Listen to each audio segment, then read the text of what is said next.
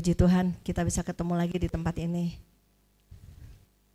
Puji Tuhan kalau saya masih boleh dipakai sama Tuhan untuk menyalurkan firman yang Tuhan mau sampaikan kepada keluarga besar CG di tempat ini. Gimana keadaannya, semua baik? Puji Tuhan, sudah mandi? Puji Tuhan. Setiap orang pasti senang mencium aroma wangi-wangian, amin. Bau harum itu sangat enak dihirup, ya. Tapi terkadang ada bau palsu juga ya. Maksudnya pergi nggak mandi tapi pakai minyak wangi, ya. Wangi benar sekilas, tapi dalamnya nggak dibersihin. Seperti kuburan, depannya bersih, dalamnya penuh kotoran. Makanya tadi saya tanya, udah pada mandi belum? Oke. Bau wangi dapat membawa dampak sukacita, betul nggak? Ya, bau wangi itu bisa membawa dampak sukacita. Coba kalau orang buka sepatu, cium bau wanginya beda kan? Bawa sukacita nggak? Hah? Orang baru buka gitu, aduh semerbak ya baunya. Padahal mabok kalau kita cium. Ya, begitu pula hidup kita. Tuhan mau merasakan wangi-wangian dalam kehidupan kita. Jangan sampai kita punya wangi tapi wanginya palsu. Lihat ya, orang di dunia bela-belain bisa beli minyak wangi begitu mahal. Bahkan bangga lagi kalau pakai merek. Wah, gue pakai ini Christian Dior punya. Gue pakai YSL, kayak segala macem. Bila perlu kalau pakai minyak wangi mahal bisa ditebar-tebarin, lu bisa cium nggak baunya. Habis itu kita kasih tahu mereknya ini loh. Tapi ada satu wangi-wangian yang luar biasa yang tidak akan pernah terhilang dari hidup kita. Amin. Siapa itu? Ya. Kristus itu menjadi wangi-wangian dalam kehidupan kita. Kalau kita mengenakan Kristus, orang dapat mencium semerbak bau wangi yang daripada Kristus. Pertanyaan sekarang, apakah kita sudah menjadi wangi-wangian itu yang kita kenakan hari ini? Atau kita pakai minyak wangi yang palsu, habis itu gampang hilang. Ya, wangi-wangi itu sangat enak loh. Makanya dibikin kayak shampoo, orang mau bikin untuk pel, semua wangi-wangian itu baunya semerbak sekali. Sehingga kita kadang-kadang kalau kita cium bau gak enak, kita pakein wangi-wangian. Begitu banyak macam-macam aroma, ya, macam-macam aroma kita pakai semuanya. Bahkan kalau ke gereja bisa pakai setengah botol. Waduh, biar kalau kita dari depan baunya udah sampai ke dalam sini. Amin. Tapi sebenarnya yang Tuhan mau adalah kita memakai wangi-wangian yang dari sorga. Kalau wangi-wangian yang dari sorga tidak akan terhilang baunya. Tapi siapapun yang kita lewati dengan wangi-wangian Kristus, mereka akan mengikuti Kristus kemanapun kita bergerak. Kenapa? Wangi-wangian itu bisa dinikmati. Saya ingat waktu Pak Ferdi kasih kesaksian dibawa ke surga, ketika dia sedang terkelungkup ya, jalannya semua emas tapi mengeluarkan dupa yang harum. Artinya Yesus itu membawa wangi-wangian yang luar biasa. Kemurnian dia membawa wangi-wangian yang luar biasa. Nah, kalau kita mau dapat dinikmati wangi-wangian dalam hidup kita, kita harus juga menyatu dengan Sang Kristus itu supaya kita bisa membawa wangi-wangian dalam hidup kita. Amin. Tuhan, Dia menyukai wangi-wangian sebagai dupa yang harum yang dipersembahkan melalui hidup kita. Makanya tadi saya kepingin sekali tadi ketika jemaat lagi nyembah, puji Tuhan ya kita bisa merasakan. Tapi jangan kita cuma merasakan hadirat Tuhan. Dia mau menikmati dupa yang harum. Tadi waktu saya lagi Kaleb lagi penyembahan, Pak Ferdi kan suka tangannya begitu kan. Dia pernah nanya sama Tuhan, Tuhan kenapa sih kalau tangan saya lagi nyembah begini terus? Tapi Tuhan bilang, kamu sedang menikmati dupa yang harum. Ya, itu menjadi keharuman bagi Tuhan. Dan Tuhan menikmatinya. Nah, kita punya hidup ini juga penting sekali. Dimanapun kita berada, jangan sampai Maaf ya, kalau orang bau kita di sebelahnya ya rasanya pusing banget, betul nggak? Hah? Betul nggak sih? Atau ketika dia bau, aduh enak banget, lu lebih dekat lagi sama gue, pingsan deh. Ya, mabuk loh. Tapi kalau harumnya semerbak rasanya pengen nempel terus, pengen nempel terus. Apalagi wangi-wangian dari sorga yang tidak pernah bisa hilang dari hidup kita selama kita menyatu dengan Sang yang membawa wangi-wangian itu. Amin. Nah, kebetulan judul khotbah hari ini persembahan hidup yang harum bagi Tuhan.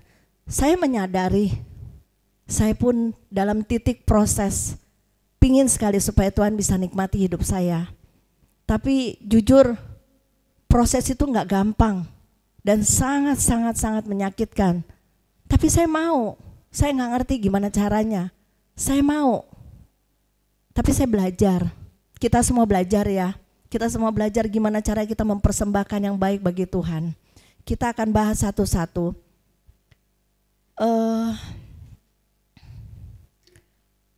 Wangi-wangian itu milik Tuhan. Tapi jangan salah, roh jahat juga dia ingin diberi wangi-wangian melalui orang-orang yang mengikut cara hidup dia. Wangi-wangiannya apa? Terkadang kalau kita lihat ajaran-ajaran lain, mereka kasih dupa-dupa untuk mempersembahkan pada dewa-dewanya. Yang menikmati siapa? Kuasa gelap, roh jahat, ya. Dan terkadang juga kalau kita bikin dosa, itu menjadi wangi-wangian bagi kuasa kegelapan.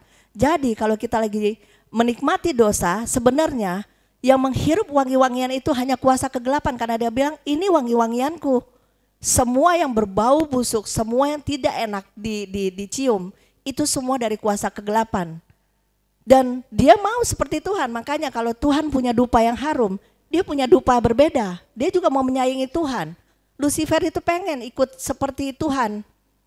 Apa yang Tuhan lakukan, semua menjadi dupa, kita menyembah dia, kita mempersembahkan. Roh jahat juga mau. Gimana caranya? Dia intimidasi kita.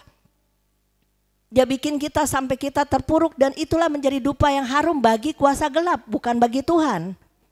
Hati-hati, jangan sampai hidup kita tidak bisa dinikmati sama Tuhan, tapi yang menikmati kuasa gelap. Ya, seperti tadi saya bilang, orang bisa bela-belain keluarin duit begitu banyak untuk beli nilai parfum yang begitu mahal. Cuman hanya sekali semprot, tapi itu bisa pakai. Tapi tetap aja, semahal apapun, tetap bisa hilang baunya. Tapi wangi-wangian yang dari Tuhan itu akan kekal kita bawa. Bahkan kita masuk ke tempat Allah Sang yang membawa dupa yang harum itu bagi hidup kita. Ya, kita harus mempersembahkan betul-betul hidup kita di hadapan Tuhan supaya dia dapat menikmati kita. Amin. Oke, pernah nggak kita pikir ada aroma wangi-wangian yang tidak ternilai harganya, dan wangi-wangian itu bisa jika kita kenakan dan baunya akan semerbak dalam hidup kita. Pernah nggak sih kita pikirkan bahwa kita kepingin loh punya wangi, tapi yang nggak bisa hilang dari hidup kita. Ya, saya dulu nah ini masih muda, maksudnya inilah masih muda. Kalau bau semerbak, siapa aja, mau cewek mau cowok, rasanya senang banget, baunya enak. Karena saya senang parfum dulu. Saya senang banget ya, bukan berarti sekarang enggak. Tapi ya sekarang yang penting wangi, tapi bukan wangi yang harus bermerek atau apa, enggak. Itu sia-sia, karena apa? Lebih baik uang itu pakai pelayanan daripada beli mahal-mahal tapi enggak jadi berkat. Yang berkat cuma untuk kita sendiri yang menikmati, betul enggak? Tapi kalau minyak wangi yang mahal harganya, kita kalkulasin mendingan kita kasih ke pekerjaan Tuhan daripada kita pakai. Bukan berarti enggak boleh, tapi yang Tuhan harapkan adalah kita yang menjadi wangi-wangian itu, kita yang menjadi dupa yang harum yang kita persembahkan bagi Tuhan. Amin. Jadi makanya saya bilang waktu dulu kayaknya saya senang banget. Wah, kalau pacaran wangi juga enak nih, senang nih baunya. Ketemu Pak Ferdi juga begitu waktu itu. Cia. Dia bukan cuma pakai minyak wangi tapi pakai minyak rambut. Wangi juga kan? Dia suka pakai minyak rambut. Tapi saya terpikat. Kenapa? terpikat juga. Kan apa, saya seneng bau-bau aroma yang segar. Nggak mungkin lah kita duduk lagi pacaran, pasangan kita bau banget gitu. Terus kita bilang I love you, wangi banget sih. Nggak mungkin ya. Pasti kita juga koreksi supaya apa, betah juga kita bisa duduk lama-lama. Coba aja di sebelah kiri kanan kita, kalau baunya nggak enak pasti kita juga nggak betah. Rasa-rasanya pengen minggir dikit-dikit gitu. Ya Ian ya. Oke, kita lanjutkan ya. Yesuslah keharuman yang sejati yang harus kita kenakan dalam hidup kita. Banyak orang bisa mencium aroma wangi-wangian Kristus yang ada di dalam saudara, dan mereka rela berkorban demi mendapatkan wangi-wangian yang tidak bisa dimiliki oleh dunia ini. Jadi begini loh, kalau kita bisa menarik orang untuk mencium pakai minyak wangi, terus mereka bisa deket kita, rasanya enak banget ya, seger banget ya. Bahkan lucu ya, wangi-wangian itu juga ada aturannya. Coba, walaupun wangi nggak mungkin dong kita pakai glade. Wah ini gue lagi bau pakai glade di badan, nggak mungkin.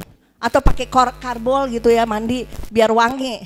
Pasti semuanya ada macam-macam wangi-wangian yang kita mau pakai sesuai dengan kebutuhan, betul nggak? Tapi Yesus adalah kebutuhan seluruh utuhnya hidup kita. Wangi-wangian satu itu untuk semuanya, ya. Secuplik nanti saya akan bahas mengenai Maria yang memberi yang terbaik. Itu dia bisa memberi keharuman bagi keluarga dalam rumahnya. Nah bisa nggak kita juga membawa satu keharuman bagi lingkungan kita sehingga orang interest ikut kita karena ada wangi-wangian itu. Oke. Pertanyaan saya, sudahkah saudara memberi keharuman bagi Tuhan? Kita udah lama ibadah, kita udah lama mengalami firman yang keras-keras ditegur di tempat ini. Tapi pertanyaannya, sudahkah kita menjadi wangi-wangian bagi Tuhan? Atau kita masih pakai parfum dunia supaya kita cuma menikmati untuk kita sendiri, tapi kita tidak mengenakan wangi-wangian yang dapat dinikmati sama Tuhan. Semua gaya hidup kita, semua aspek kehidupan kita itu harusnya menjadi dupa yang harum. Ya, saya ngalamin proses yang tidak mudah. Beberapa minggu ini kita juga berdua lewatin begitu banyak proses yang dimana rasanya berganti-gantian, seperti ada tumburan brak. Kami bisa melewatinya walaupun juga ada air mata, walaupun ada apa, tapi tetap kita bisa melewatinya. Intinya cuma satu, kita berusaha untuk bagaimana bisa menyatu dengan yang punya wangi-wangian itu, agar kita tetap masih bisa persembahkan walaupun terkadang jatuh juga, bangkit lagi, jatuh juga, bangkit lagi. Tapi jangan menyerah saudaraku, kita semua dikasih Tuhan kekuatan untuk bisa melewati masalah-masalah kita, amin. Apalagi saat ini kita lihat begitu banyak persoalan di dunia ini, ya. Segala sesuatu apa sih yang nggak naik? Semuanya naik. Kita kadang-kadang juga bingung, ini gimana caranya ya? Mau beli dulu telur bisa harga dengan sekian bisa dapat 1 kantong. Sekarang kalau kita beli cuma 2 biji mungkin dengan harga yang dulu. Misalnya, ya benar ya Fran ya, yang pengalaman sama telur. Tapi intinya satu, Tuhan bilang jangan takut. Selama kita berjalan di dalam Tuhan, tidak ada satupun yang tidak bisa Tuhan cukupi. Asal kita bergantung, sama Tuhan. Sedikit sebelum saya lanjutkan, boleh saya izin sedikit kesaksian. Jadi gini loh, kita nih waktu kemarin itu punya mobil kan udah capek banget ya. Udah 150.000 kilo ya. Hampir kita bilang nih mobil kasihan banget ya, ikut kita kemana-mana udah capek banget. Tapi tetap itu mobil kita pakai untuk pelayanan kemana-mana. Karena ya itu fasilitas yang kita minta untuk melayani Tuhan. Kemudian waktu bulan Januari, Pak Ferdi tiba-tiba dia lagi doa, Tuhan bilang begini, tahun ini aku mau gantiin kamu mobil yang lebih besar. Wah, dia antara dengar benar suara Tuhan atau suara hati, karena kita berdua lagi kepingin, ini udah capek, kasihan banget nih mobil, mau beli kagak ada duit, tapi punya kebutuhan yang lain juga. Semuanya silih berganti begitu banyak, dan bagi kita mungkin itu sesuatu yang mustahil, tapi imanin aja lah, imanin aja. Entah kenapa sebelum Lebaran ada salah satu keluarganya panggil, udah lu ganti mobil aja. Wah, dia bilang apa nih jawaban Tuhan yang kemarin nih, mulai bangkit dia imannya. Karena kita pikir nggak mungkin. Dan kita cuman ngayal, maaf ya, pengen punya mobil besar tapi biarin deh tahun yang tua, yang penting bisa ngangkut jemaat banyak. Itu yang kita pertama pikir ya. Jadi waktu itu kita kan suka minjem mobil montir kan ke sini. Jadi dia bilang, nah udah lu yang kayak gitu. Pas dia bilang, itu tahun berapa? Tahun 2010. Tua ya? Wah, kita bilang berarti dia kasih jawaban kita harus cari yang muda nih. Ada harapan. Tapi puji Tuhan, berjalannya waktu, Tuhan menggenapi dan kita bersyukur kalau kita boleh diganti mobil dengan kilometer yang jauh lebih rendah, dengan umur yang lebih muda, biar apa yang kita miliki tetap kita persembahkan buat Tuhan. Nah, inilah yang diinginkan oleh bangsa-bangsa. Mereka kepingin fasilitas Tuhan, tapi mereka tidak mau berkorban buat Tuhan. Masalahnya di situ, mau tidur enak, mau makan enak, tapi nggak mau berjuang untuk Tuhan. Nggak mau kita memberikan waktu-waktu kita yang terbaik buat Tuhan. Kita merasakan loh, padahal kita cuma bisa lewatin gitu aja. Kalau mau dibilang kita nggak punya uang untuk beli, nggak sanggup. Kenapa? Begitu banyak yang kita harus, seperti kayaknya semuanya deadline, ngerti nggak? Kita di sini pegang bukan satu pelayanan, 2 ministry, Iktus Ministry sama Chosen Generation, dan itu kita mesti lewatin semua hari demi hari. Tapi lihat, kita bisa lewatin bersama Tuhan. Kenapa? Karena ini milik Tuhan. Kita cuma setia aja melayani Dia. Amin. Ya, dan itu semua berlaku buat kita. Dunia boleh kacau balau, dunia boleh porak-poranda, dunia boleh naik turun harga atau kehidupan yang bisa mempengaruhi kehidupan sosial kita. Tapi bersama Tuhan, kesetiaan kita, Tuhan akan memenuhi segala sesuatunya. Asal kita betul-betul mempersembahkan hidup kita menjadi dupa yang harum di hadapan Dia. Bukan berarti saya bilang, wah saya sama Ferdi ini dupanya lebih banyak. Enggak juga kita lihat proses. Tapi kita mau banget. Apa yang kita bisa dulukan, walaupun benar-benar kadang lelah ya.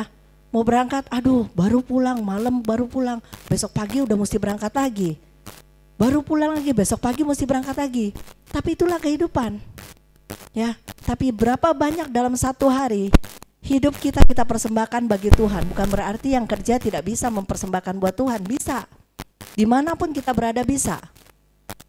Tapi yang bisa komitmen, datang, penuhi semua apa yang kita janjikan. Tapi yang gak bisa memang harus kerja, tetap masih bisa berdoa, masih bisa menyembah Tuhan, tetap masih bisa memberi yang terbaik buat Tuhan. Yang penting kita ada hubungan terus dengan Tuhan. Ya, saya cuma mau membagikan hari ini. Mungkin saya juga gak tahu ini cepat atau enggak, saya gak tahu. Saya bilang sama Ferdi, kalau saya bisa 15 menit, gak apa-apa ya. Tapi saya lihat ngomong begini aja mungkin bisa udah 10 menit lewat. Jadi maklum, kita perempuan mesti lihat jam bener. Kalau udah ngomong tentang kebenaran rasanya tidak terbatas perasaan kita, oke? Saya mau tanya nih, salah satunya, sudahkah persembahkan keharuman bagi Tuhan saat kita bangun pagi? Sudahkah kita sudah membangun mesbah bersama Tuhan di pagi hari sebelum kita melakukan aktivitas? Ya, ingat loh. Saya pernah khotbah di sini, saya bilang sebelum kita mempersembahkan, ibadah itu mempersembahkan sesuatu. Jangan sampai kita buru-buru datang tapi kita nggak bawa apa-apa. Kita tidak mempersembahkan sesuatu, kita tidak mempersiapkan hati kita dengan benar. Apa yang mau dinikmati Tuhan? Ya, seperti saya bilang, banyak orang datang ke gereja. Dulu imam-imam Tuhan datang ke rumah, mereka bawa begitu banyak persembahan dan mereka mempersembahkan di mesbahnya Tuhan. Zaman sekarang gereja datang ibadah nggak bawa apa-apa, bahkan bawa, waduh, ya elah, udah deket lagi nih mau ibadah, tapi masih ada distorsi yang lain. Kita tidak mempersiapkan dengan sungguh-sungguh ibadah yang kita mau persembahkan bagi Tuhan. Ada apa? Datang ke gereja betul, kelihatannya ibadah, tapi betul nggak dapat sebagai dupa yang harum di hadapan Tuhan? Itu yang kita harus pertanyakan. Jadi terus kita melatih ya, tiap hari sebelum kita melakukan aktivitas, berikan yang terbaik buat Tuhan supaya Tuhan bisa menikmati. Percaya deh, suka nggak sih ngalamin ketika kita bangun udah terlambat, wah udah mulai distorsi, udah mesti bikin ini ntar lagi anak mau berangkat, ntar lagi ini suami mau pergi, ntar lagi istri gue mesti begini. Akhirnya apa? Kita sambil lari-lari, Tuhan ngerti kan ya saya, terus kita berdoa dalam nama Yesus, terus kita bikin segala macam. Kayaknya kita lagi terlibat sama surga, tapi sama aja kayak kita sembarangan gitu. Kita sembarangan masuk dalam hadirat Tuhan dan kita tidak mempersembahkan yang terbaik. Jangan sampai gitu ya di dalam hidup kita ya. Berikan yang terbaik buat Tuhan. Apalagi hari ini kalau kita tahu, nih kita mau ibadah nih, kita mau persembahkan. Mulailah dari bangun pagi. Bangun hubungan sama Tuhan. Walaupun gak mudah ya. Oke, kalau kita aja bisa ditugasin kerja jam 2 ya, kamu nanti harus di sini. Ini bos dunia loh. Kita bisa tunduk karena apa? Ada kepentingan di sana. Ada kepentingan sehingga kita harus datang. Nah, bisa nggak kita juga punya kepentingan sama Tuhan? Walaupun kita mau jam berapa tapi kita punya kepentingan. Bisa nggak kita dahuluin Tuhan di atas segala-galanya? Rugi sendiri loh. Nanti masa-masanya, masa sukar itu kita sudah hadapin semua sebenarnya. Puji Tuhan kita masih ibadah terus. Saya selalu bilang di sini, puji Tuhan kita masih bisa ibadah. Tapi ada waktunya. Tuhan akan memperhitungkan semua yang kita lakukan bagi Dia. Pada waktu itu tinggal kita lihat seberapa besar kita memiliki waktu yang kita sembahkan buat Tuhan. Ya, seperti waktu itu Pak Ferdi pernah khotbah, ada waktu yang dicatat, ada waktu yang tidak dicatat. Jangan sampai kita melakukan kesibukan dunia, tapi bukan untuk Tuhan, nggak dicatat. Tapi kelihatannya kayaknya sosial, kita nolong orang di luar sana, kita bantu. Tapi keseharian kita tidak bisa dinikmatin Tuhan. Apa bedanya? Banyak loh. Saya suka ulang-ulang ngomong ya, kalau lagi bencana, bukan berarti orang-orang Kristen yang duluan yang lari ke sana. Tapi ada orang-orang lain yang bisa duluan dari kita. Bahkan mereka punya kasihnya luar biasa untuk orang-orang yang butuh pertolongan di dalam bencana maupun apa. Ya. Tapi apakah mereka diselamatkan? Tanpa lewat Yesus Kristus tidak ada satupun yang bisa diselamatkan. Kita perlu garis bawahin, tanpa Yesus Kristus tidak ada keselamatan. Ya, tapi Tuhan membuka tangan buat semua orang di dunia ini yang percaya. Kita harus terus berjuang untuk mempertahankan kepercayaan kita. Tapi yang belum percaya, kitalah yang dipakai sama Tuhan untuk membagikan, menyebarkan wangi-wangian Tuhan itu supaya mereka bisa menikmati Tuhan kita. Amin. Ya, dimanapun kita berada kita bisa jadi berkat kok. Amin. Oke. Di Roma 12 ayat 1, coba kita lihat ya. Ini persembahan kita yang seharusnya kita berikan bagi Tuhan yang terbaik. Coba baca di Roma 12 ayat 1. Roma 12 ayat 1, karena itu saudara-saudara, demi kemurahan Allah, aku menasihati kamu supaya kamu mempersembahkan tubuhmu sebagai persembahan yang hidup, yang kudus, dan yang berkenan kepada Allah. Ya, ini kayaknya familiar banget ya ayat ini ya. Tapi sebenarnya sulit loh untuk melakukan ini, tidak mudah. Kenapa? Kita mempersembahkan hidup kita seutuhnya. Seutuhnya berarti tanpa batas, tanpa waktu. Kita bisa melakukan di mana saja. Supaya orang dapat menikmati Tuhan melalui hidup kita. Makanya saya bilang tadi, bangun dulu pagi-pagi, bangun hubungan sama Tuhan. Kita memberi keharuman supaya keharuman itu bisa hadir dalam hidup kita. Dan ketika kita jalan mulai aktivitas, wangi-wangian itu bisa dirasakan orang-orang yang bersentuhan dengan kita setiap hari. Jangan sampai ketika kita bersentuhan dengan banyak orang yang tidak percaya maupun yang setengah-setengah percaya. Ya, setengah-setengah percaya artinya percaya Yesus tapi nggak melakukan gitu. Kita jadi bau busuk di hadapan Tuhan. Bahkan juga bau busuk di hadapan sesama. Kenapa? Tidak menikmati. Baru datang, wah dia datang nih. Si malaikat pencabut nyawa datang nih, musuhan sama gue nih. Gue gak bisa dekat sama dia, pokoknya gak bisa deh. Kita gak jadi berkat bagi banyak orang. Kita gak jadi berkat dan tidak bisa dinikmati sama lingkungan kerja kita. Ya, kita orang-orang yang ditaruh sama Tuhan dimanapun kita ditaruh. Kita harusnya menjadi terang, sesakit apapun kita tetap harus menjadi terang di tengah-tengah dunia yang gelap ini. Karena Tuhan udah sakit dulu, dia menyampaikan wangi-wangian itu buat kita. Amin. Jadi sesakit apapun, itulah pengorbanan kita. Korban yang kita persembahkan bagi Tuhan. Kalau sakit karena kebenaran, itu ada upah. Tapi sakit kalau bukan karena kebenaran, itu cuma sia-sia yang kita kerjakan. Ya. Kita bisa kerja dari pagi sampai malam, tapi kita tidak melakukan aktivitas untuk Tuhan. Sakitnya sia-sia. Tapi kalau sakit karena kebenaran, itu luar biasa. Ada upah yang dicatat sama Tuhan. Amin.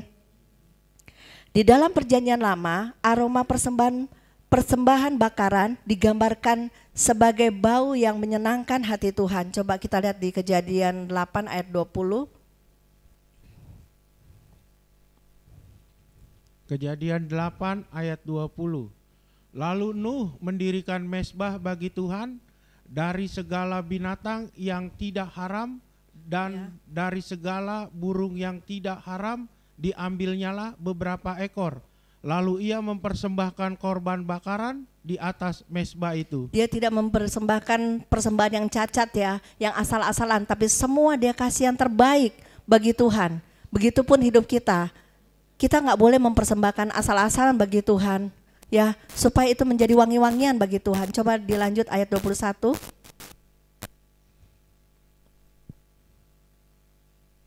Kejadian 8 ayat 21. Ketika Tuhan mencium persembahan yang harum itu, berfirmanlah Tuhan dalam hatinya, aku tak akan mengutuk bumi ini lagi karena manusia, sekalipun yang ditimbulkan hatinya adalah jahat dari sejak kecilnya. Dan aku tak akan membinasakan lagi segala yang hidup seperti yang telah kulakukan. Ya, zaman Nuh itu jadi dosa itu udah turun-temurun, udah jahat semuanya ya. Tapi lihat ya, ketaatan Nuh, ketaatan satu orang bisa membawa kelangsungan hidup ya. Karena Nuh taat dan bergaul erat dengan Tuhan, maka persembahannya menjadi harum di hadapan Tuhan. Sehingga melalui ketaatannya Tuhan menyelamatkan dan melanjutkan kehidupan manusia. Gara-gara satu orang, Tuhan tetap melanjutkan kehidupan karena Tuhan berharap melalui Nuh, melalui hidup kita akan membawa semua yang harum di hadapan Tuhan. Dia membawa satu keharuman. Sampai hari ini keharuman Nuh juga kita menikmatinya. Dan kita harus menyampaikan, kita ini seperti estafet ya. Dia memberi keharuman dan kita juga lakukan seperti yang dilakukan oleh Nuh. Amin. Di dalam perjanjian baru, Rasul Paulus menulis kepada jemaat di Korintus. Coba kita lihat 2 Korintus 2 ayat 14.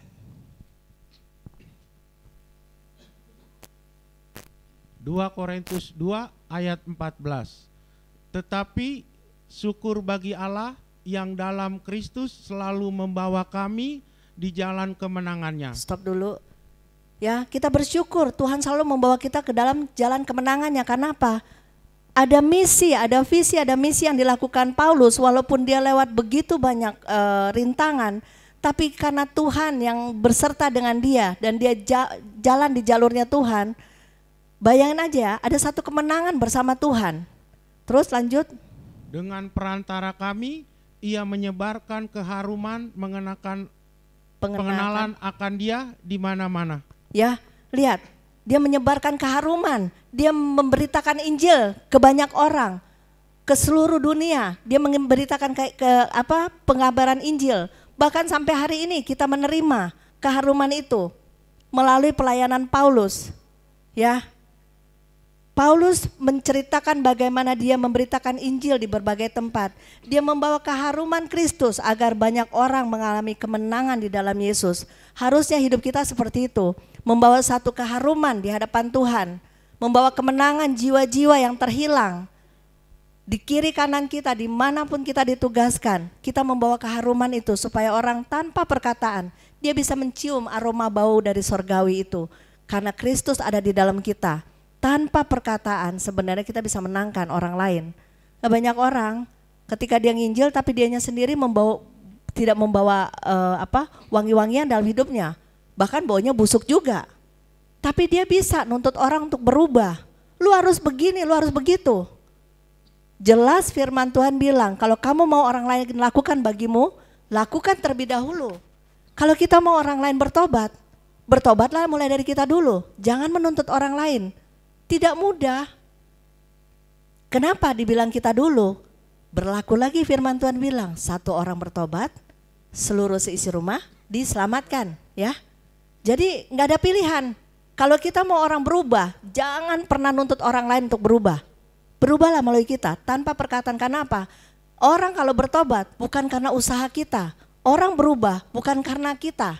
Tapi Tuhan bilang, kamu cukup menabur benih, aku yang memberi pertumbuhan. Tapi banyak orang ketika dia lagi nginjilin dia bilang, gue udah capek tiap hari. Gue injilin dia, gue ngomongin dia, bebel aja dia. Sebenarnya orang itu lagi muak sama kita yang lagi ngomong. Kenapa? Dia bilang gini, lu nginjilin gue, lu sendiri busuk. Lu sendiri gak wangi. Tapi lu bisa nginjilin gue. Gak mungkin bisa begitu. Ya. Wangi-wangian yang dari Tuhan itu tidak bisa dibohongi. Karena apa? Tanpa perkataan orang bisa mencium itu sebagai dupa yang harum di hadapan Tuhan. Kenapa? Hidupnya sudah menjadi wangi-wangian bagi Tuhan. Nah sekarang carilah kita perkenanan hidup kita supaya Tuhan berkenan atas kita. Supaya melalui hidup kita bisa membawa orang lain untuk dapat menikmati wangi-wangian itu. Amin. Ya, jadi jangan kita selalu menuntut orang lain untuk berubah. Tapi mulailah dari hidup kita. Belajarlah kita yang untuk berubah supaya kita bisa merubah orang lain. Amin. Ya, jadi kalau di sini misalnya ada orang yang rada-rada rese atau gimana, jangan nunjuk. Lebih baik tunjuk ke diri kita. Lu yang harus berubah. Ya, kita lihat yang jelek. Kejelekan itu mulai dari kita lihat. Jangan belajar untuk melihat orang lain. Aduh, nggak mudah loh. Makanya kemarin ada renungan ya. Mata kita itu bisa menentukan banyak hal yang kita lihat. Tapi mata rohani kita nggak bisa dibohongin. Mata ini bisa jahat. Tapi kalau mata rohani itu dipimpin oleh firman Tuhan, mata ini menjadi baik. Apa yang orang lakukan, kita bisa mengucap syukur. Oh, melalui dia mungkin dia proses saya. Melalui orang lain mungkin dia bisa merubah saya. Dan itu koreksinya nggak gampang.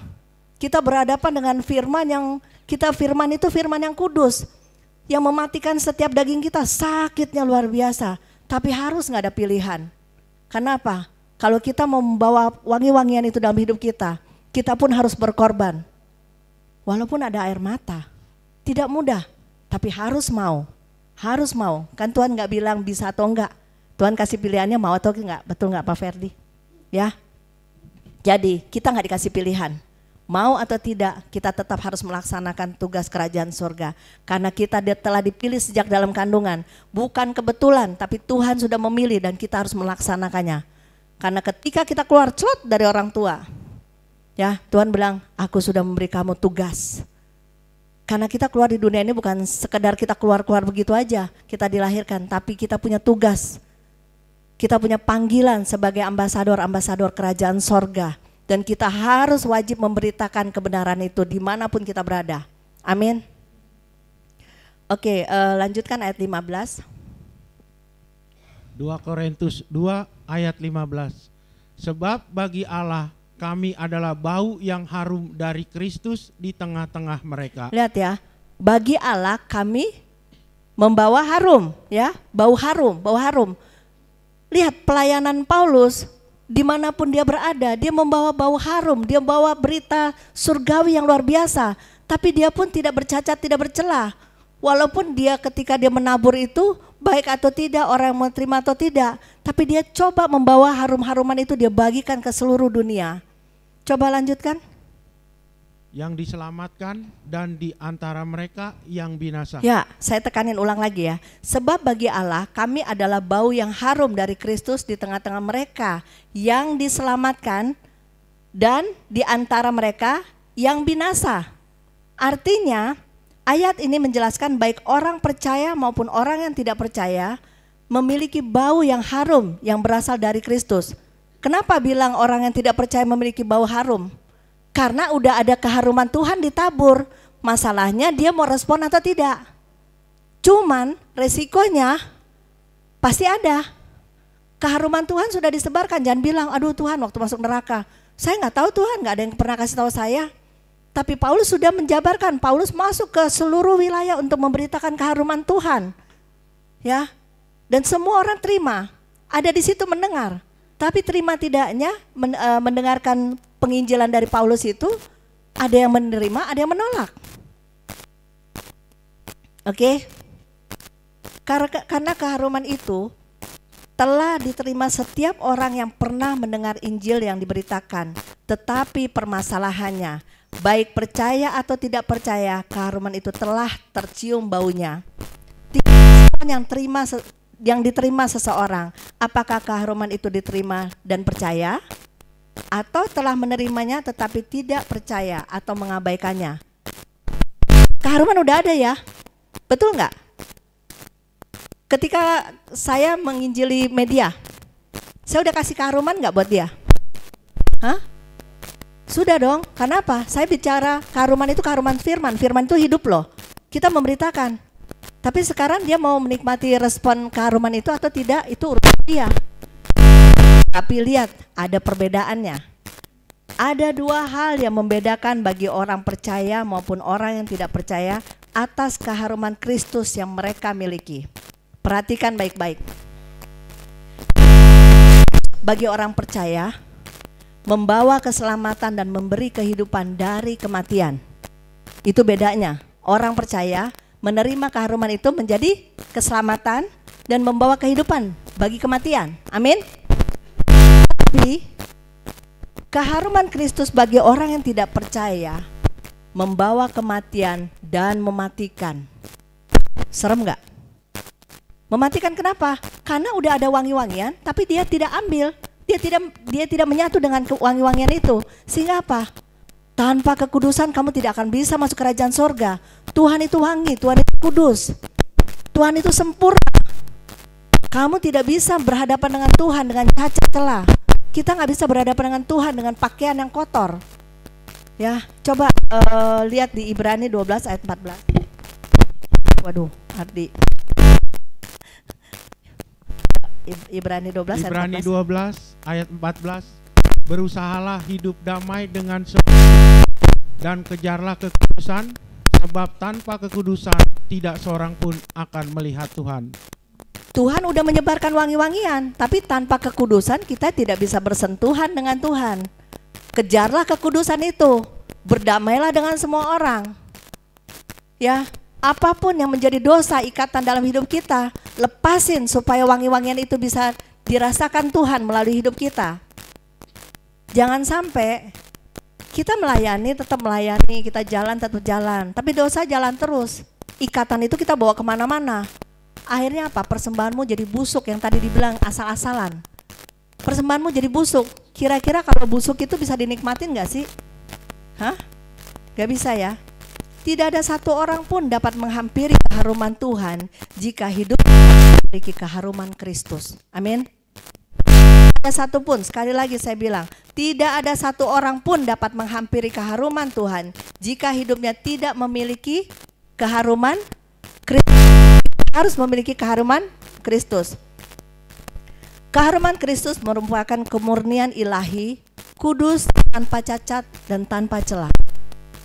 Ya, makanya kenapa dibilang keharuman Kristus juga bisa membawa kematian, yang mematikan. Bagi orang berdosa itu seperti racun. Ya, dikasih wangi-wangian, dia tidak menikmati, dia buang. Akhirnya apa? Binasa. Karena dia tidak akan tahan berdiri di hadapan anak domba Allah. Jika seorang tidak memiliki keharuman Kristus, baunya tidak sedap, seperti bangkai yang tidak dapat membawa keharuman, yang semerbak dan dibuang. Ya, mungkin membangkai terus tidak bilang, wih enak banget baunya. Wah, gue mau nih yang bawa kayak beginian nih, taruh di rumah gue simpen bener di lemari gue. Bangke, kira-kira mungkin nggak? Nggak mungkin ya. Nah, bagaimana kalau bangke itu ada di dalam kita? Tidak ada keharuman dan kita bangke. Tapi Tuhan baik loh, Tuhan bisa bersihin kita loh. Bangke artinya dosa. Tuhan bisa bersihkan karena dia membawa keharuman. Dia bisa bersihkan asal kita respon, menyatu dengan dia. Amin. Ya, lucu kan kalau kita bilang tadi kalau bangke kita simpan di lemari, bau banget, udah belalar, bau, busuk.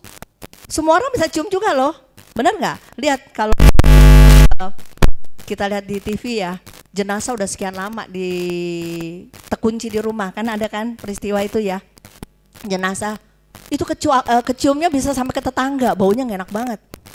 Bayangin dia di dalam, di luar aja bisa kecium. Bangke nggak bisa ditutup-tutupin, nggak bisa disimpan, baunya pasti kecium. Dosa sekecil apapun tetap bisa dicium, sekecil apapun bisa dicium. Dan itu tidak mengharumkan bagi Tuhan. Nah, itu dia yang saya bilang. Bau yang busuk bisa membawa kuman-kuman sakit penyakit. Karena dosa, kita bisa kena sakit penyakit. Karena dosa, kita bisa dirusak oleh kuasa kegelapan. Amin. Jangan sampai karena dosa kita nikmatin, hidup kita tidak bermanfaat. Akhirnya apa? Mati konyol, mati sia-sia. Karena hidup kita cemari dengan dosa terus. Akhirnya apa? Kuman-kuman mulai menggerogoti kita punya kerohanian. Bukan cuma kerohanian, tubuh kita sampai kita binasa. Hati-hati ya, dosa bisa membawa kita pada maut. Ya, bangke kalau ada di dalam kita tidak menjadi harum di hadapan Tuhan, kita simpan terus tuh bangke di dalam. Lama-lama sakit juga dan dirusak. Hati-hati saudaraku. Kita bisa ketawa mungkin saat ini kita bilang, waduh emang gak enak nih ada bangke. Bangke tikus saja kalau lewat itu, baunya minta ampun, cepat-cepat kita bersihin. Nah bangke kalau ada di dalam kita gimana? Cepat-cepat beresin gak? Ya, harus berjuang ya. Kita percaya teman-teman kita di sini tiap hari dapat firman yang keras, pasti bangke itu dibersihin. Oke, jangan minum karbol, bersihin di dalam supaya kuman-kuman mati. Mati juga kita. Ya, jangan sampai kita minum minyak wangi, mati juga. Semua prosedur yang salah pasti mati. Makanya baca firman itu harus yang benar. Harus dituntun dengan roh supaya apa? Tidak terjadi penyesatan. Banyak orang pakai firman Tuhan, ujung-ujungnya bisa salah juga untuk menghakimi. Ya, tapi pakai porsi firman itu dengan benar, bukan untuk menegur orang lain. Firman itu untuk kita. Amin. Firman itu untuk kita. Jangan pernah lihat orang lain. Kalau kita lagi bikin sesuatu, biar dia kena nih, gue bikin nih, biar dia rasa nih. Padahal kita yang lagi ditegur sama Tuhan, lu yang belajar, bukan untuk orang lain. Firman itu selalu untuk kita. Sakit loh, sakit beneran. Tapi kita harus maju, amin. Oke, berbicara wangi-wangian, kita mengenal satu sosok perempuan bernama Maria yang meminyaki kaki Yesus. Kisah ini menjadi satu sorotan bagi banyak orang di mana Yesus telah membangkitkan Lazarus yang sudah mati, dan hal ini melibatkan Maria dan Marta sebagai keluarga daripada Lazarus. Jadi gempar ya, gimana nggak gempar? Bayangin orang yang sudah mati 4 hari, sudah baunya sudah mau membusuk, tapi Tuhan bisa bangkitkan. Dan keluarga ini menjadi sorotan. Coba kalau di rumah kita ada kejadian kayak gitu, lagi ada yang meninggal nih di rumah kita, toto tiba-tiba bangkit, kira-kira heboh nggak? Tetangga pada rame datang. Nah begitu juga waktu zaman itu, ahli-ahli Taurat semua kumpul, mereka mau menyaksikan.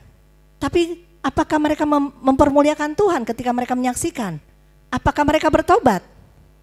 Belum tentu. Banyak orang sekarang cari tanda-tanda di mana-mana, cari karunia, uber-uber karunia, tapi nggak bertobat-tobat, cuman lihat, wah Tuhan luar biasa, Tuhan kita hebat. Wih di situ ada KKR tuh, kaki pendek jadi panjang, ya kan? Ada ya, bisa kan? Bener loh, Smith Wigglesworth, waktu itu ada satu anak, dia nggak ada kakinya, beli sepatu, waktu dia masukin kakinya tumbuh. Bukankah hal ini suatu yang luar biasa? Itu kehebatan Tuhan yang tidak bisa dilakukan manusia. Ya, wah ada KKR di sana tuh, apalagi tuh mata yang nggak bisa lihat, datang ke sana rame-rame berbondong-bondong. Tapi balik lagi ke rumah, sama lagi tingkahnya. Omongnya masih kebun binatang, ya masih kepahitan, banyak hal. Oh, makanya kita coba lihat ya hari ini kita harus bertobat. Kita nih masih ada bangke-bangke di dalam kita yang kita nggak sadar. Masih ada bangke-bangke. Kita masih punya kepentingan. Kelihatannya kasar ya ngomongnya, bangke, terserah dah. Yang penting Tuhan senang. Karena Tuhan mau masuk kewangiannya Dia, bukan bangke yang kita simpan. Amin. Dan kita hari ini mesti keluarin bangke-bangke itu dalam hidup kita. Dosa-dosa apapun yang menjadi ikatan kita, buang semua. Jangan sampai itu jadi sandungan bagi orang lain. Bangke itu busuk dan membusukkan tubuh kita, membusukkan kita punya rohani. Dan kita bisa binasa. Amin. Lihat ya, manusia mati jadi bangke juga kan, tapi rohnya yang diselamatkan. Tapi Tuhan mati membawa kehidupan. Kalau kita bersama membawa kehidupan. Harusnya kita menyatu dengan dia. Jangan sama bangke. Amin. Oke. Sebelum kita belajar sama-sama tentang karakter yang berbeda, jadi gini nih, ada cerita nih.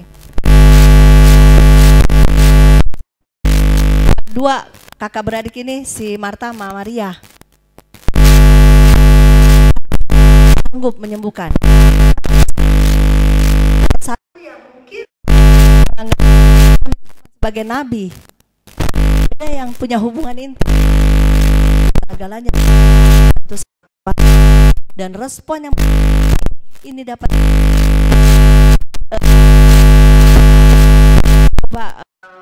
ya di Yohanes 11 ayat 20.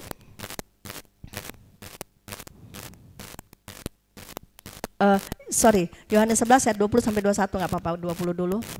Yohanes 11 ayat 20. Ketika Marta mendengar bahwa Yesus datang, ia pergi mendapatkannya, tetapi Maria tinggal di rumah. Ya. Terus 21 ayat 21. Maka kata Marta kepada Yesus, "Tuhan, sekiranya Engkau ada di sini, saudaraku pasti tidak mati." Ya. Lihat ya. Jadi ketika Marta tahu Yesus datang, dia lari menghampiri Yesus. Dan dia bilang sama Tuhan, "Tuhan, sekiranya Engkau ada di sini, saudaraku pasti nggak mati." Ya, benar, kayaknya dia ngomong, dia tahu. Sepertinya dia orang yang mengenal Tuhan, bahwa Tuhan itu sanggup. Tapi kemudian di ayat selanjutnya kita perlu tekankan ini permohonan doanya si Marta ya. Dia bilang, sekiranya Engkau ada di sini. Dan itu nanti akan diucapkan dengan Maria juga, tapi perbedaannya jauh sekali. Coba kita lihat di ayat selanjutnya. Marta hanya tahu Tuhan berkuasa, tapi dia tidak punya iman. Lihat di ayat 22 sampai 26. Yohanes 11 ayat 22. Tetapi sekarang pun aku tahu bahwa Allah akan memberikan kepadamu segala sesuatu yang engkau minta kepadanya. Ya, terus 23. Kata Yesus kepada Marta, saudaramu akan bangkit. Nih Tuhan udah bilang nih, saudaramu akan bangkit. Ya, kayak tadi contohnya misalnya Pak Ferdi, pas dengar kamu akan digantikan mobil besar, masih ragu benar nggak ya? Tapi Tuhan tegaskan situ, saudaramu akan bangkit. Kamu akan mendapatkan mobil misalnya yang ganti. Ini keputusan di iman kita nih, percaya atau tidaknya. Lanjut. Yohanes 11 ayat 24. Kata Marta kepadanya, aku tahu bahwa ia akan bangkit pada waktu orang-orang bangkit pada akhir zaman. Ya, terus seolah-olah dia mengerti tentang Tuhan terus. 25. Jawab Yesus, akulah kebangkitan dan hidup. Barang siapa percaya kepadaku, ia akan hidup walaupun ia sudah mati. Terus 26. 26. Dan setiap orang yang hidup dan yang percaya kepadaku tidak akan mati selama-lamanya. Percayakah engkau akan hal ini? Ya, Tuhan masih mempertanyakan karena Tuhan tahu sebenarnya Marta itu ragu. Dia nanya terus sama Tuhan. Dia mau minta tolong tapi dia ragu. Ya, tapi kita lihat sementara di ayat 32 ini respon Maria. Ketika Marta udah bicara gitu, dia kembali ke rumah, dia lihat Maria, dia bilang, "Maria, itu ada Yesus di depan." Dia suruh minta Maria juga untuk memohon supaya ada sesuatu yang terjadi bagi Lazarus. Coba kita baca di ayat 32-nya. Yohanes 11 ayat 32. Setibanya Maria di tempat Yesus berada dan melihat dia, tersungkurlah ia di depan kakinya dan berkata. Stop dulu. Lihat ya, apa yang dilakukan Maria. Ketika dia berjumpa Yesus, dia nggak langsung ngomong. Tapi dia tersungkur, dia menghadap, dia tahu itu Sang Raja yang bisa membawa banyak mujizat kesembuhan dan semua yang ada di dalam Yesus itu dia sangat-sangat percaya. Dia tersungkur. Ya, terus lanjutkan. Berkata kepadanya, Tuhan, sekiranya engkau ada di sini, saudaraku pasti tidak mati. Sama nggak ngomongnya sama Marta? Ya, Tuhan, sekiranya engkau ada di sini, saudaraku pasti tidak mati. Tapi sebelum dia minta, dia sujud menyembah Tuhan. Dia tahu itu Sang Raja yang sanggup menolong dia. Sementara Marta main datang aja, banyak orang doa sama Tuhan. Tuhan gini ngomong, nggak pakai hormat, nggak pakai apa. Kok Tuhan nggak jawab sih? Rasanya terus kita pakai kecewa lagi. Tapi Marta mengenal Tuhan dengan benar. Dia punya hubungan pribadi yang intim sama Tuhan. Ya, sehingga apa? Ketika dia berjumpa sama Tuhannya, dia sujud menyembah, dia tersungkur. Itu penghormatan luar biasa ketika kita ketemu sama Tuhan. Betul nggak kita lagi dalam hadirat Tuhan, kita tersungkur, kita sujud menyembah karena kita tahu Dia Allah Raja kita yang sanggup menolong kita. Dia memberi hidup bagi kita. Terus dari kedua hal ini, apa yang membedakan permohonan kedua saudara kakak beradik ini? Coba kita lihat ya. Marta sama seperti orang dunia yang hanya mencari mujizat tanpa mengenal sang pemberi mujizat. Makanya dia minta, tapi dia ragu, pakai nguji-nguji lagi. Bahkan mungkin di otak dia merasa bahwa Tuhan itu hanya seperti nabi, ya, yang kebetulan bisa sembuhin, kebetulan enggak. Nah,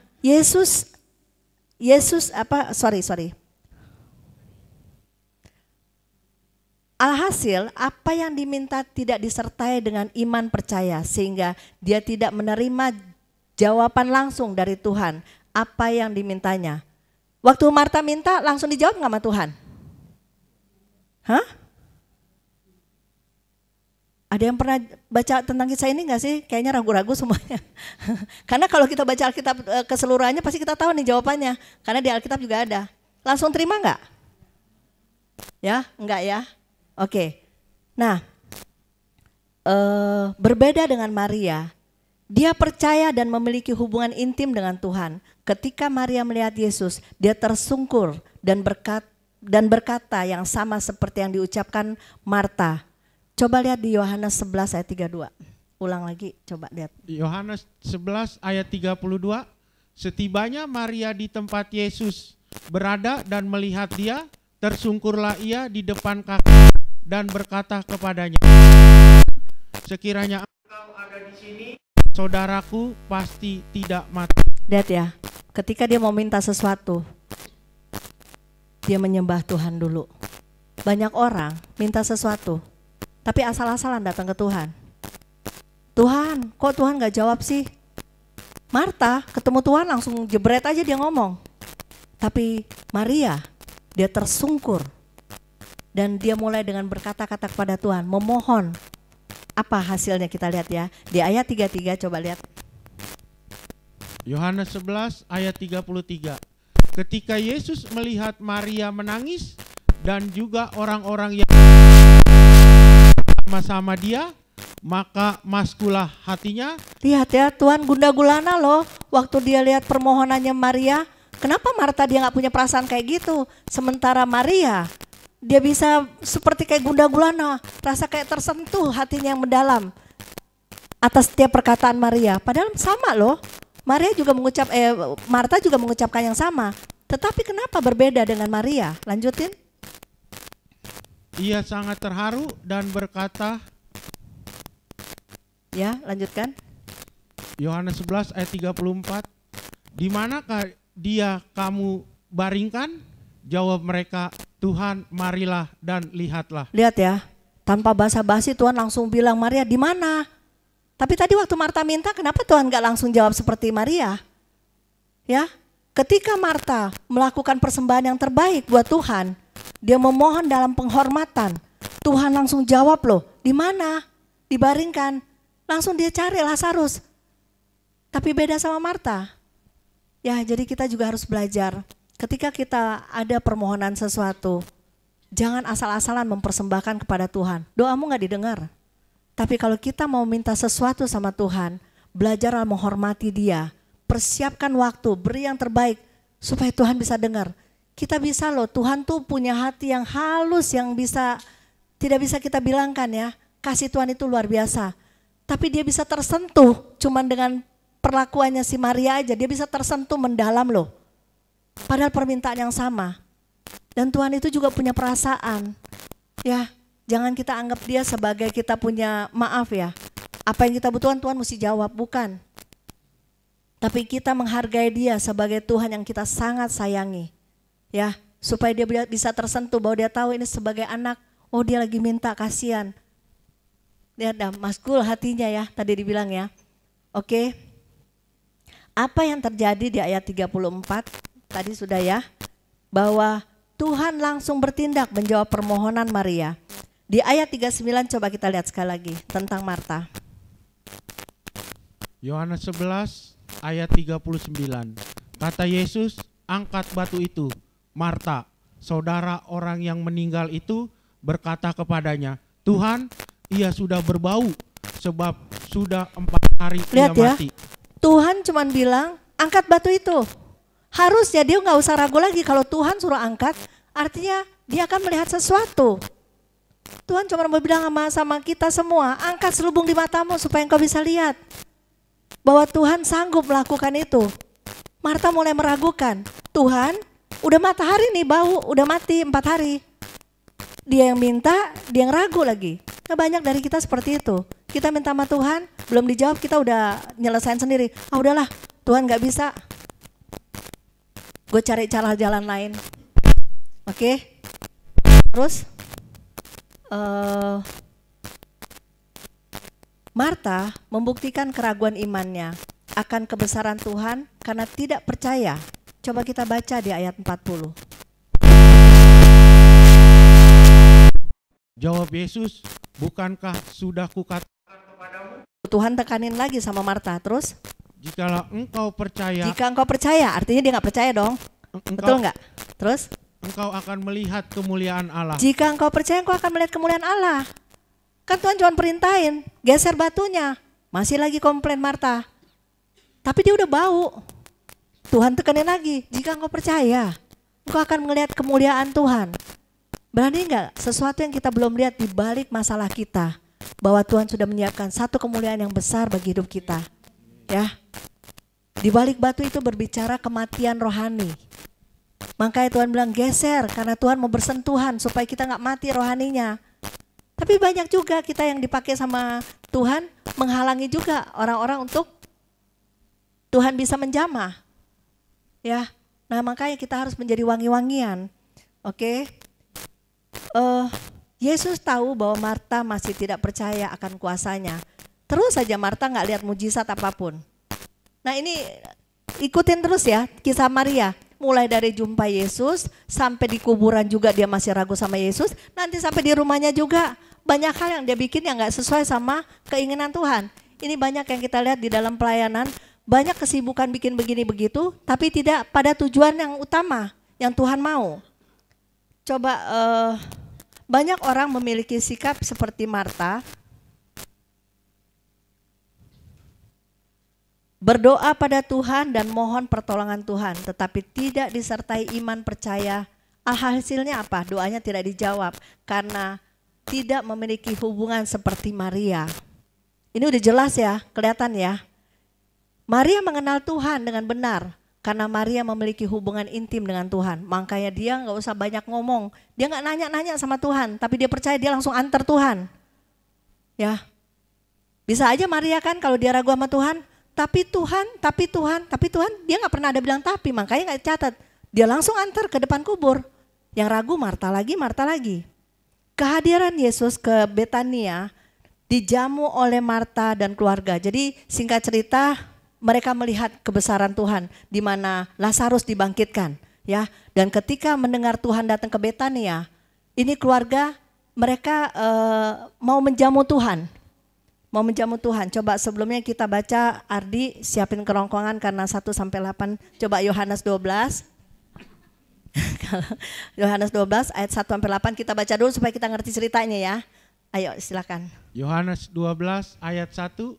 6 hari sebelum Paskah, Yesus datang ke Betania, tempat tinggal Lazarus yang dibangkitkan Yesus dari antara orang mati. Ya, terus. Ayat 2, di situ diadakan perjamuan untuk dia dan Marta melayani, sedang salah seseorang yang turut makan dengan Yesus adalah Lazarus. Ya, artinya Lazarus sudah bangkit di situ ya, di mana Lazarus ikut makan bersama. Ini tercatat loh, berarti ini bukan sesuatu cerita yang biasa. Ini keluarga mengalami hal yang luar biasa, di mana Tuhan membangkitkan orang yang sudah membusuk 4 hari, tapi Tuhan bisa membangkitkannya. Terus lanjut. Yohanes 12 ayat 3. Maka Maria mengambil setengah kati minyak narwastu murni yang mahal harganya, lalu meminyaki kaki Yesus dan menyekatnya dengan rambutnya, dan bau minyak semerbak rumah itu. Lihat ya, dia membawa satu keharuman di dalam satu keluarganya. Dia mempersembahkan yang terbaik buat Tuhan. Ya, harus ya kita juga bisa membawa keharuman di tengah-tengah keluarga kita, di tengah-tengah teman kita, dimanapun kita berada, kita bisa membawa keharuman, dan keharuman itu bisa dicium dengan banyak orang. Baunya semerbak. Kenapa? Dia memberi yang terbaik buat Tuhan. Terus lanjutkan. Yohanes 12 ayat 4. Tetapi Yudas Iskariot, seseorang dari murid-murid Yesus yang akan segera menyerahkan dia, berkata. Ya, sebelum nyambung, jadi lihat ya, di balik cerita ini, di situ ada karakter Marta yang tidak percaya. Di situ kita lihat bahwa ada kebangkitan Lazarus, ya, di mana itu yang sesuatu hal yang tidak terpikirkan oleh naluri manusia, tapi Tuhan melakukannya. Tapi di situ juga ada Maria yang mempersembahkan yang terbaik bagi Tuhan. Di tengah-tengah itu juga ada Yudas yang mulai mengolok-olok dengan cara perbuatan Maria. Coba lanjutin. Yohanes 12 ayat 5. Narwastu ini tidak dijual 300 dinar dan uangnya diberikan kepada orang-orang. Ya, keterlaluan ya. Orang si Maria lagi mempersembahkan yang terbaik, Yudas malah berdagang. Dia memperhitungkan, waduh mahal banget, ngapain kasih Tuhan segitu. Dia bisa memperhitungkan. Terkadang kita juga sama. Kita bisa beli minyak wangi yang mahal dengan ratusan, dengan harga yang puluhan juta, tapi ketika kita mempersembahkan buat Tuhan, pelitnya minta ampun, persis seperti Yudas. Ya, Yudas memperhitungkan loh. Itu dia si Maria itu lagi persembahkan yang terbaik, Yudas pakai kalkulasi lagi. Ngapain kasih Tuhan harga segitu? Belum tahu dia. Ya, Saudara. Jadi lihat, di tengah-tengah ibadah, di tengah-tengah persembahan yang baik, ada juga orang-orang yang seperti itu. Datang ke ibadah, Tuhan mau jawab apa nih buat gue nih? Gue lagi ada masalah nih. Kalau gue gak dijawab, gue kecewa, tinggalin Tuhan.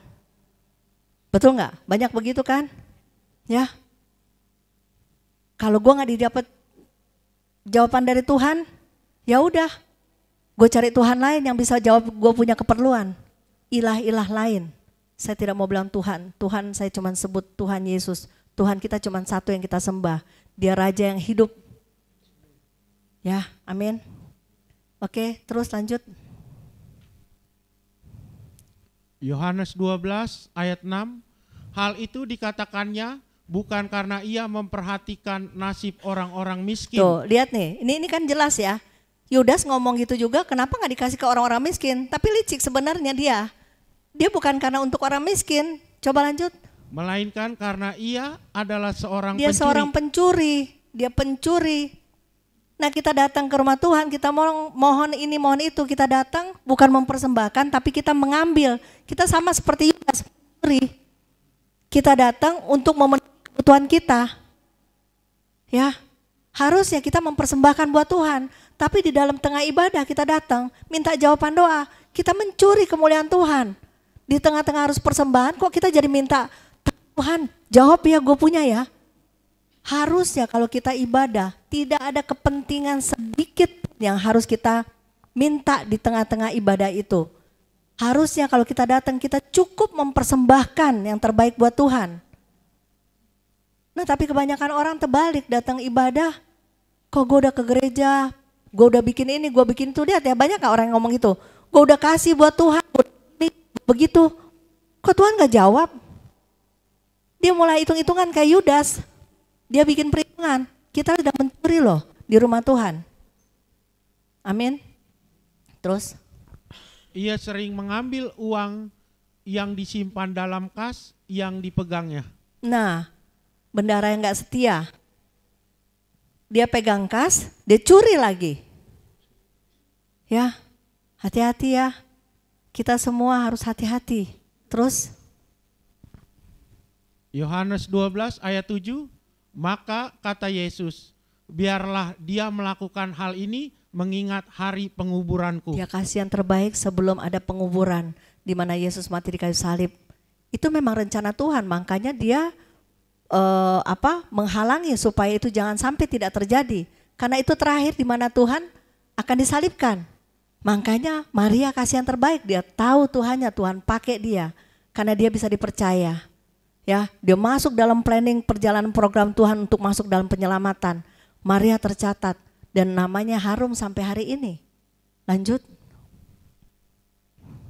Yohanes 12 ayat 8, karena orang-orang miskin selalu ada pada kamu, tetapi aku tidak akan selalu ada pada kamu. Iya, setiap hari kita bisa kok dalam keseharian kita bisa nolong orang begini begitu.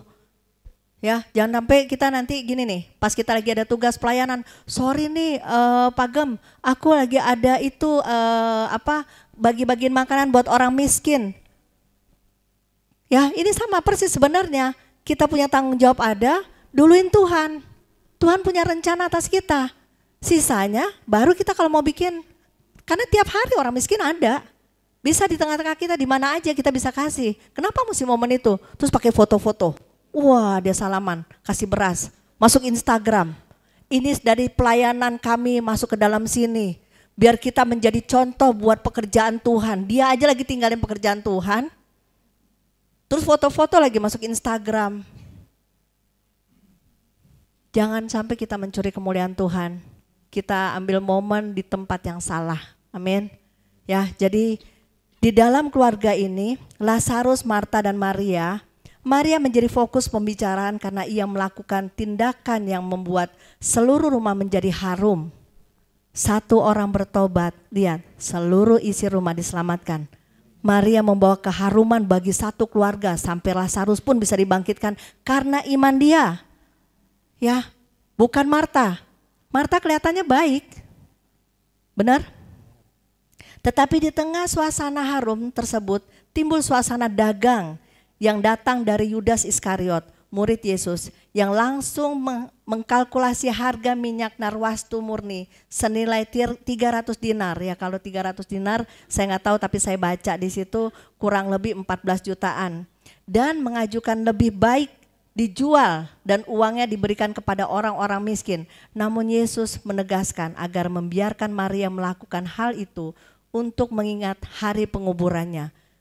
Coba hari ini kalau Tuhan lagi punya planning sama kita, terus kita sibuk di luar, kita punya panggilan hari yang sama, bisa dia pilih. Tapi kita memilih untuk kita punya hal-hal yang kepentingan yang di luar dari pekerjaan Tuhan, walaupun juga itu pelayanan. Tapi lihat, Maria begitu setia, dia melakukan tugas dia di tempat dia. Dan nama dia benar-benar luar biasa dicatat sampai hari ini. Ya, dia memberi harum-haruman bagi Tuhan, dupa yang harum bagi Tuhan. Mengapa Yesus membela Maria dan tindakannya mengurapi Yesus? Sebab Yesus mati untuk Maria dan kita semua orang percaya kecuali Yudas Iskariot yang menolak dan memilih jalan hidupnya sendiri. Ya, bikin dosa, dia nyesel. Benar, ada penyesalan sebentaran Yudas. Tapi keputusan terakhirnya salah karena dia tidak mengenal firman. Dia pikir, aduh gue udah nyakitin Tuhan nih, gue udah jual Tuhan gue. Tapi mati juga dia. Salah juga. Banyak orang udah gak kuat ketika duit ekonomi morat-marit, ngalamin ini itu. Gue mati aja deh. Sampai ada loh berani waktu kita lagi sharing pelayanan begitu, Bu kapan Tuhan datang ya, biar kita semua diangkat. Dalam hati saya, lu lagi putus asa terus minta keangkat lagi.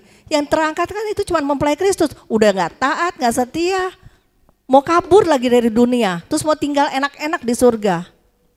Itu yang kita bilang, maaf ya, bau busuk, tapi berani minta wangi-wangian dari Tuhan. Tidak bisa wangi-wangian sama berbau bangkai itu dicampur, tidak bisa. Ya, aja kan tadi saya bilang, kalau badan bau, kita nggak mandi, terus kita pakai minyak wangi, tetap ada satu aroma lain yang keluar kan? Nggak bisa kita pakai, tetap aja kecium kok. Jenazah, kalau meninggal, ya supaya baunya nggak terlalu, ditaruh kopi biar nyerep, tapi tetap aja ada baunya. Nggak mungkin nggak? Mau seserap apapun, setutup rapi-rapinya kita dalam dosa-dosa kita, tetap kecium bangkainya. Betul gak? Ya.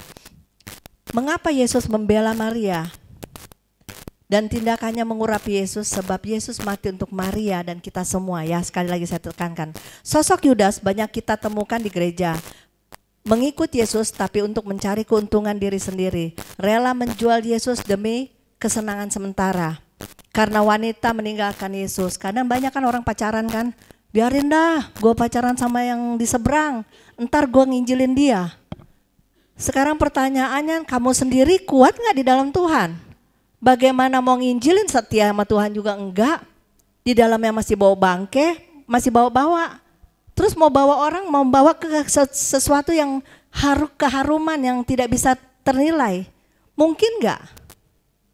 Ya, kalau kita punya wangi-wangian terus kita mau bawa seseorang, jamin tuh orang pasti bisa. Karena apa? Wangi-wangian itu bisa dinikmatin dan semarak itu baunya itu harum sekali. Orang jadi interest ikut Yesus karena apa? Enak ya gue kalau deket sama si Niar. Tiap kali kalau deket sama dia ada damai. Dia suka ngomong tentang Kristus, dia gini gitu.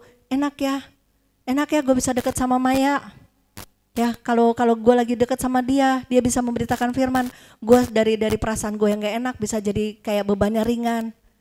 Bisa gak kita taruh begitu di mana kita berada? Amin.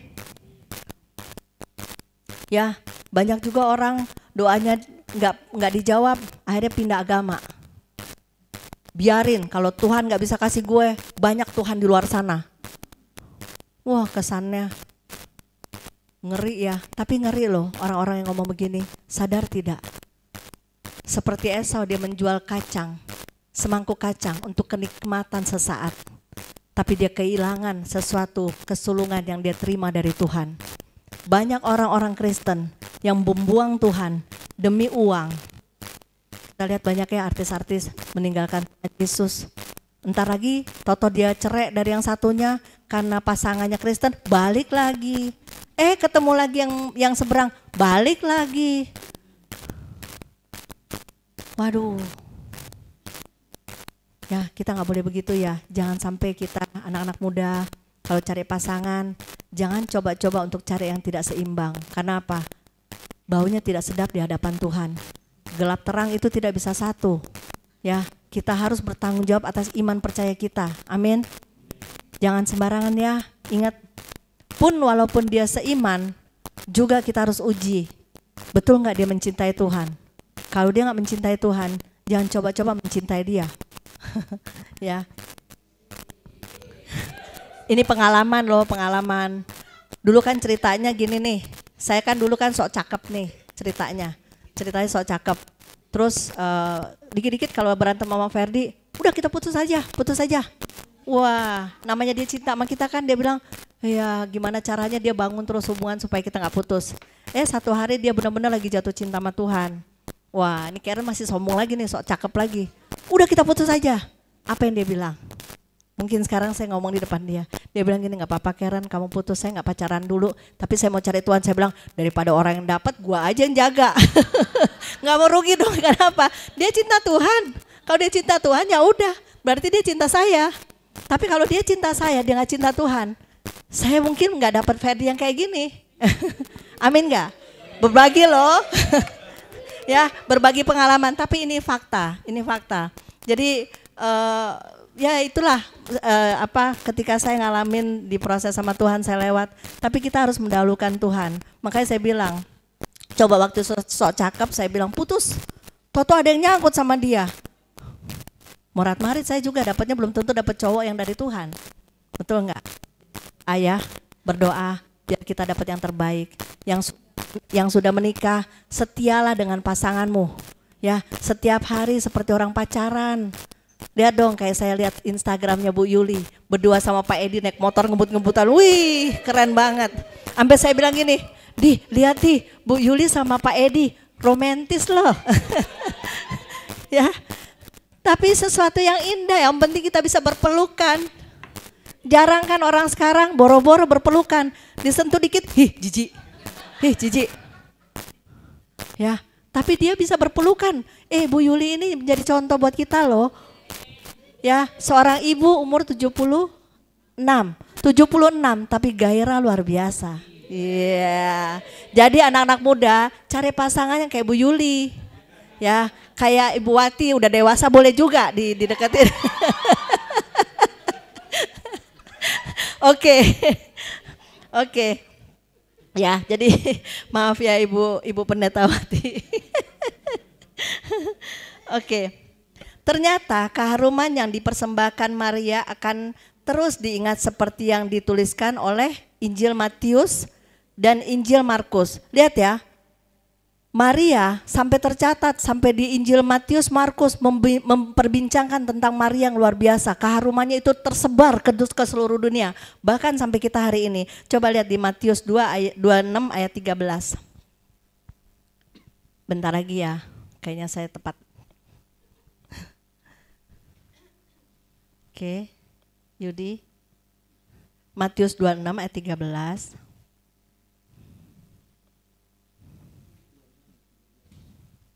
Matius 26 ayat 13.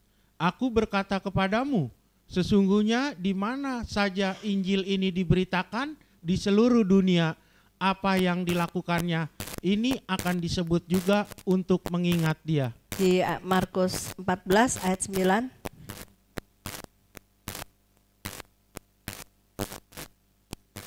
Markus 14 ayat 9. Aku berkata kepadamu, sesungguhnya di mana saja Injil diberitakan. Sama lagi ya, Matius, Markus terus. Di seluruh dunia, apa yang dilakukannya ini akan disebut untuk mengingat dia. Jadi apa aja yang kita, walaupun kita sudah tutup mata, kalau kita menebarkan wangi-wangian yang berasal dari surga, yang dari Tuhan, ya nama kita akan diingat terus. Lihat buku-buku penulis-penulis, penginjil-penginjil yang mati martir, mereka ngelewatin banyak hal. Kayak tadi saya contoh Smith Wigglesworth, ya orangnya udah nggak ada, tapi namanya bisa membawa keharuman karena orang bisa merasakan harum yang wangi itu yang dia persembahkan bagi Tuhan. Walaupun dulu prosesnya dia seorang yang kasar, ya yang tidak sepertinya, walaupun ada Tuhan tapi tidak bertuhan kelakuannya, istrinya dihajar. Tapi luar biasanya pertahanan istrinya di dalam Tuhan merubah Smith Wigglesworth menjadi orang yang luar biasa di dalam Tuhan. Dan sampai hari ini kita bisa mendapatkan cerita dia dan kita sangat diberkati, amin. Jangan sampai orang kalau pas tahu satu orang nih, misalnya si A meninggal, wah dia meninggalnya tuh gitu tuh, dia gak bagus. Dia meninggalnya karena apa? Lagi ketahuan nih, lagi selingkuh nih. Ya, pokoknya lagi selingkuh nih. Istrinya pulang lagi lihat, ceritanya cuman itu, busuk abis itu hilang. Kalau busuk cepat-cepat dibersihin, hilang. Tapi sesuatu yang membawa harum, itu akan diingat sampai selama-lamanya. Ya, kita harus membawa itu. Oke.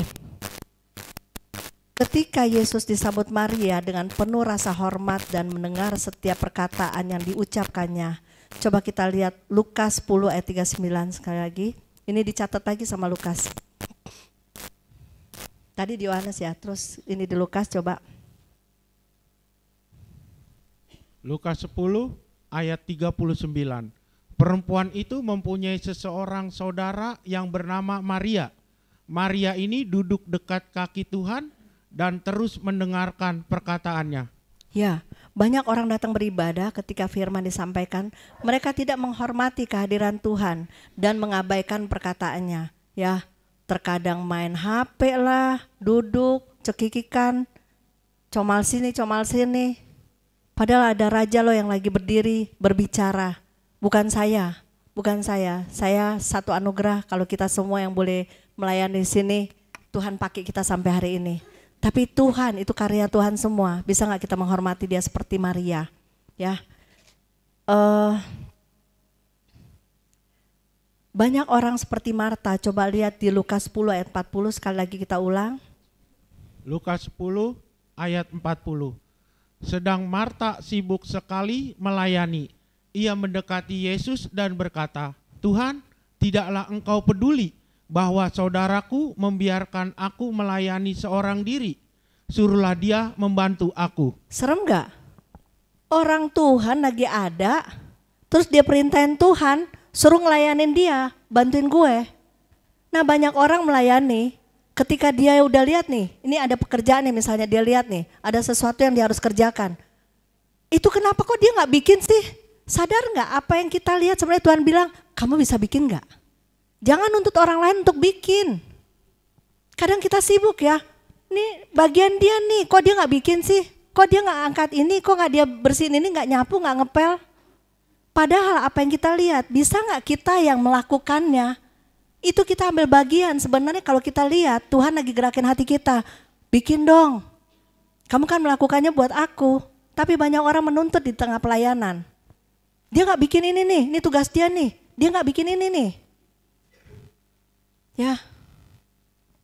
Marta gak tahu diri. Kita melayani siapa? Melayani Tuhan kan? Coba Tuhan bisa diperintah sama dia untuk melayani dia. Nah banyak manusia seolah-olah dalam pelayanan, tapi dia bilang gini, ini gue udah capek nih bikin, lo bikin itu. Padahal Tuhan lagi bicara di depan. Ya, kita juga harus berhikmat ketika kita lagi dalam pelayanan. Firman itu penting, duduk dengar firman, baru kita melakukan tugas yang lain. Percuma kita bikin sesuatu, sibuk di dalam pelayanan, tapi ketika ada firman Tuhan bicara, kita gak dengar. Kita gak kasih yang terbaik buat Tuhan. Inilah kelakuan Marta, perintah Tuhan lagi. Ya, banyak orang yang mau seret Tuhan, seperti ada gambar salib, itu diseret Tuhan, lo ikut cara gue ya. Bukan kita pikul salib yang dikendalikan sama Tuhan. Makanya ketika bertobat, sangkal diri, matiin daging, pikul salib artinya kita siap dikendalikan Tuhan, ikut aku masuk dalam jalur pertandingan yang benar supaya kita bisa menang bersama Tuhan. Ya, jadi kalau orang, makanya Pak Ferdi pernah khotbah, orang yang tidak ada salib di pundaknya, artinya dia tidak tahu dia jalan kemana. Karena orang yang memikul salib, dia siap dikendalikan Tuhan, pasti dia akan terarah, gak akan salah. Asal salib itu tetap ada di pundaknya. Jangan pernah kita melepaskan salib. Ya, salib itu artinya satu, kita harus juga berkorban. Apa yang kita lihat, berkorban dong. Jangan suruh orang lain, bikin aja sendiri. Apa yang bisa dibikin, apa yang kita bikin. Tadi gue udah bikin ini loh, lo belum bikin.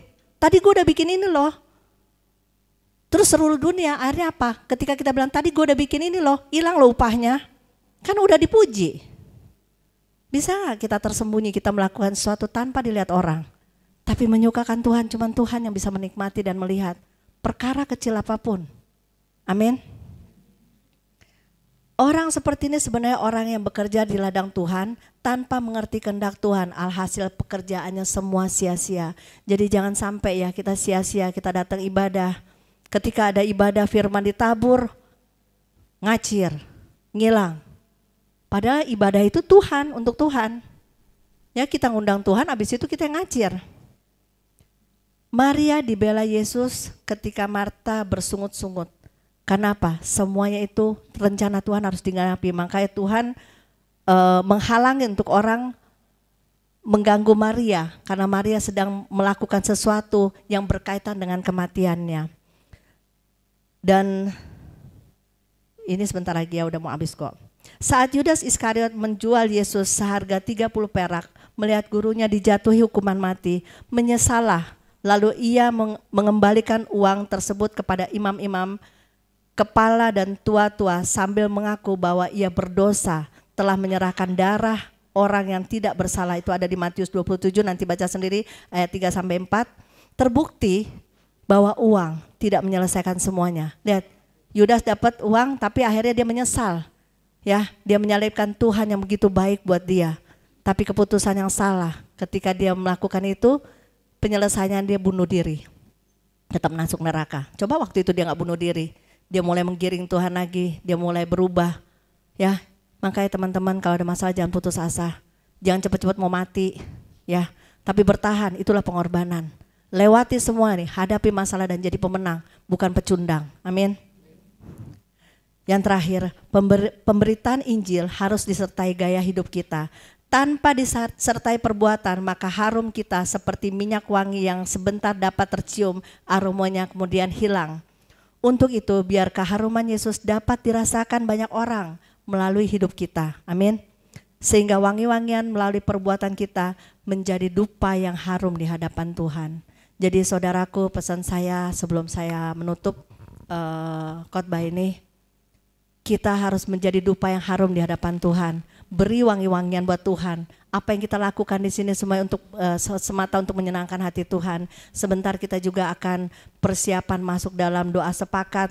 Persiapkan, saya minta juga buat teman-teman ya, walaupun kita ada break ya, bukan kita jadi senang-senang kita keluar malah happy datang terlambat untuk mulai. Kalian tidak mempersiapkan yang terbaik, tapi persiapkan diri kalian. Kalau bisa kita di sini ya, lihat teman-teman yang mereka tugas, mereka bisa siap tapi mereka istirahat sebentar, mereka on fire lagi, capek loh lihat tim musik sebenarnya dan yang lain-lain teman-teman. Kenapa? Mereka dari seharian tangan sampai kapalan main dari pagi sampai malam. Ya, doainlah buat teman-teman yang ada di sini yang nggak main musik, doain dong supaya teman-teman kita kuat. Mereka sampai tangan kapalan, kalian cuma duduk enak-enak tuh habis itu udah sambil minum kopi santai. Ya, doain teman-teman kita yang mereka siap berperang, karena kita berperang sama-sama Tuhan loh. Berikut juga sama-sama mereka. Doain buat juga buat soundman, kameramen, semua yang terlibat. Karena apa? Ini semua kita persembahan yang terbaik buat Tuhan. Ya, jadi kita minta persiapin hati sebentar kalau kita mau masuk doa sepakat. Oke? Oke. Amin. Tuhan Yesus memberkati. Yuk kita masuk dalam doa ya. Kita masuk dalam doa. Bapa, di dalam nama Tuhan Yesus Kristus, Tuhan, hamba telah melakukan bagian hamba Tuhan. Apa yang telah hamba tabur Tuhan, biar Engkau yang memberi pertumbuhan bagi jemaat-Mu di tempat ini. Berkati semua yang ambil bagian dalam pelayanan di tempat ini Tuhan. Biar semakin hari mereka akan semakin naik ke gunung-Mu Tuhan. Dan kami boleh meraih kemenangan bersama dengan Engkau. Tuhan, jadikan kami semua wangi-wangian bagi-Mu Tuhan. Apa yang kami persembahkan hari ini biar Engkau menikmatinya Tuhan. Biar apa yang kami berikan sungguh Tuhan menyenangkan hati-Mu. Terima kasih Tuhan, hamba kembalikan mimbar ini kepadamu Tuhan. Biarlah terus Tuhan tempat ini dikawali dengan hadirat-Mu Tuhan. Sehingga ketika kami masuk nanti sebentar untuk doa sepakat, terus Tuhan Engkau akan menuntun kami dan kami juga masuk dalam doa peperangan. Apapun yang Kau mau sampaikan, sampaikan sebebas-bebas Tuhan. Semua itu untuk mengubah kami, menegur kami, membimbing kami Tuhan, supaya kami semakin hari menjadi dupa yang harum di hadapan-Mu. Terima kasih Bapa, hanya hormat pujian kami serahkan ke dalam tangan kasih-Mu. Di dalam nama Yesus Kristus kami berdoa dan mengucap syukur. Haleluya. Amin.